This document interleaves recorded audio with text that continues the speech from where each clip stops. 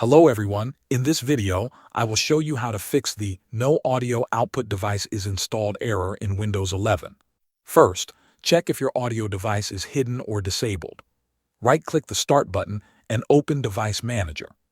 In Device Manager, click on the View menu at the top and select Show Hidden Devices. After that, expand the Sound, Video, and Game Controllers section. Look carefully for your audio device. If you see it in a faded or gray color, it means it is disabled. Right-click on it and select Enable Device. Once enabled, check your sound again to see if it is working. If the problem is still there, the next step is to reinstall the audio driver. This is one of the most common solutions. In Device Manager, again expand Sound, Video, and Game Controllers.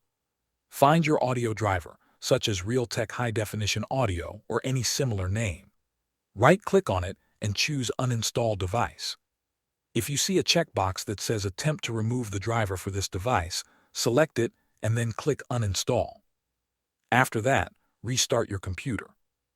When Windows restarts, it will automatically detect your audio hardware and install a fresh and working driver. If you still have no sound, the issue may be with the Windows Audio Service. Press the Windows key and type Services, then open it. Scroll down and find Windows Audio.